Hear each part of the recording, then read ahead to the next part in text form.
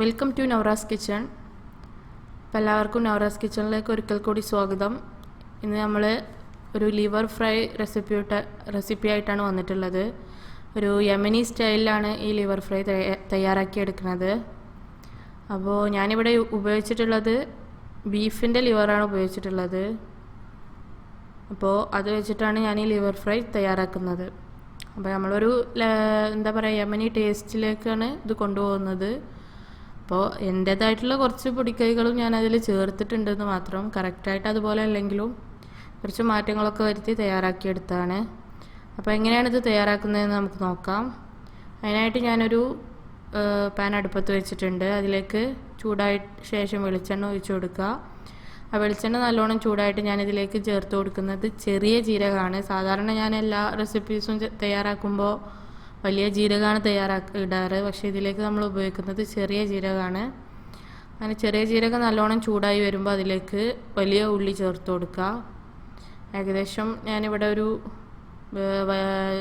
Medium സൈസിലുള്ള 2 ഉള്ളി ഉപയോഗിച്ചിട്ടുണ്ട്. അതും ചേർത്ത് കൊടുത്തിട്ട് നല്ലോണം ഒന്ന് വഴറ്റിയെടുക്കാം. നമുക്ക് ഉള്ളിയെ നന്നായിട്ടൊന്ന് വഴറ്റി കൊടുക്കാം. ഇനി ഞാനിതിലേക്ക് പാകത്തിനുള്ള ഉപ്പ് കൂടി ചേർത്ത് കൊടുക്കുന്നുണ്ട്. ഉപ്പും കൂടി ചേർത്തിട്ട് നമ്മൾ വഴറ്റിയെടുക്കുക. ഈ ഒരു രൂപ ആകുമ്പോൾ നമ്മളിതിലേക്ക് കറിവേപ്പില ചേർത്ത് കൊടുക്കുക. പാകത്തിന് നമ്മളൊരു ടേസ്റ്റ് അനുസരിച്ച് കറിവേപ്പില ചേർത്ത് കൊടുക്കുക. അതുപോലെ പച്ചമുളക് ചേർക്കുക.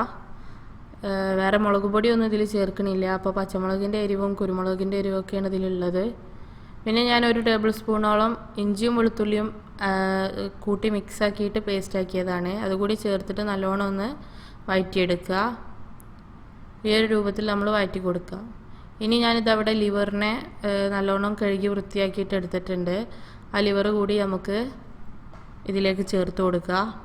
ഈ ഒരു ഉള്ളിയുടെ കൂട്ടിലേക്ക് നമ്മൾ വേറെ തക്കാളി ഇതിലേക്ക് ചേർക്കുന്നില്ല. പക്ഷേ ടൊമാറ്റോ കെച്ചപ്പ് നമ്മൾ ചേർക്കുന്നുണ്ട്. തക്കാളിയായിട്ട് നമ്മൾ അരിഞ്ഞ് ചേർക്കുന്നില്ല. അപ്പോൾ ഇത്രയും ചേർത്തിട്ട് നല്ലോണം ഒന്ന് മിക്സാക്കി കൊടുക്കുക. അപ്പോൾ ഈ സമയത്തൊക്കെ നമ്മൾ വീട്ടിൽ ഉരുളിയൊക്കെ ഉണ്ടെങ്കിൽ അതിൽ തയ്യാറാക്കി എടുക്കുകയാണെങ്കിൽ പെട്ടെന്ന് തന്നെ തയ്യാറായി കിട്ടും. കാരണം നമ്മളിത് കുക്കറിൽ തയ്യാറാക്കുന്നില്ല. കുക്കറിലിട്ടിട്ട് വിസിലടിച്ചെടുക്കുന്നോ ഒന്നുമല്ല. ലിവർ വെന്ത് കിട്ടാൻ വേണ്ടി ടൈം പിടിക്കും.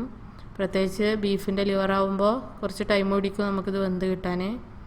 ഇനി ഞാനിതിലേക്ക് ഒരു 1/4 ടീസ്പൂണോളം വലിയ ജീരകത്തിൻ്റെ പൊടി ചേർത്ത് കൊടുക്കുന്നുണ്ട്.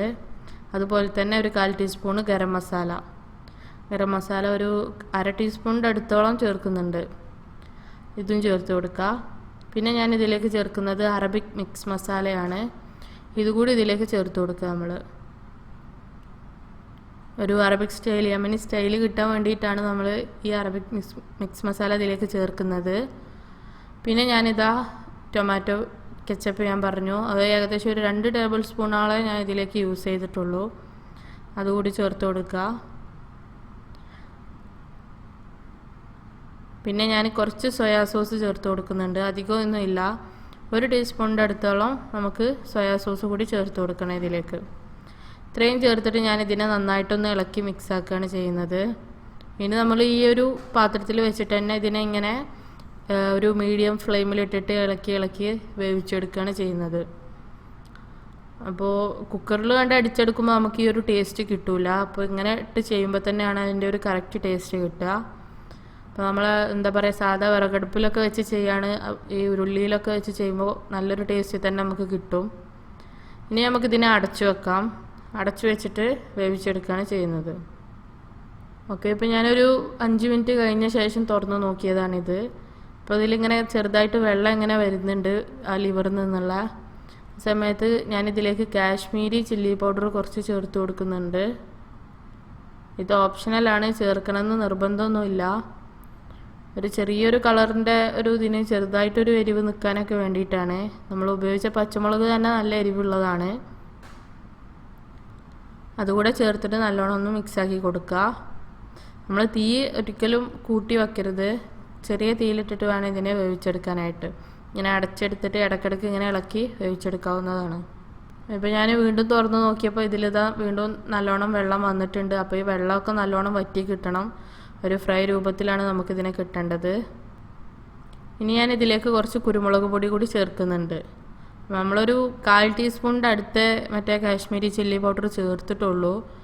അപ്പോൾ ഞാനിതിൽ കുരുമുളക് പൊടി കുറച്ച് ചേർത്തിട്ടുണ്ട്, അതിൻ്റെ ആ ഒരു എരിവ് ബാക്കി കൂടി കിട്ടാൻ വേണ്ടിയിട്ട്. അപ്പോൾ നിങ്ങൾക്ക് എരിവൊക്കെ നിങ്ങളുടെ പാകത്തിനനുസരിച്ച് ചേർത്ത് കൊടുക്കുക. കുരുമുളക് പൊടി കൂട്ടി ഉപയോഗിക്കണമെങ്കിൽ അങ്ങനെ ചെയ്യാം, അതല്ലെങ്കിൽ പച്ചമുളക് കുറച്ചധികം ഉപയോഗിക്കുകയാണെങ്കിൽ അതും ചെയ്യാം. ഇപ്പോൾ ഇവിടെ നമ്മുടെ ലിവർ ഏകദേശമൊക്കെ ഇങ്ങനെ ആയി വരുന്നുണ്ട്. ഒരു ഹാഫ് വേവോളം ആയിട്ടുള്ളൂ, ഒന്നും കൂടെ വേവേണ്ടതുണ്ട്.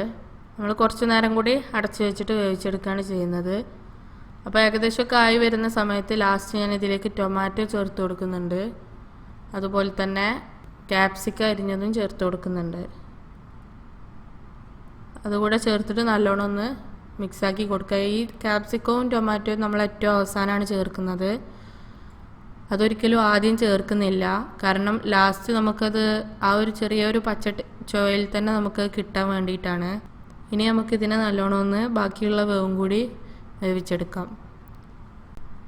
അപ്പോൾ നമ്മുടെ ലിവർ ഫ്രൈ ഇവിടെ തയ്യാറായി വന്നിട്ടുണ്ട്, യമനി സ്റ്റൈലിലുള്ള ലിവർ ഫ്രൈ.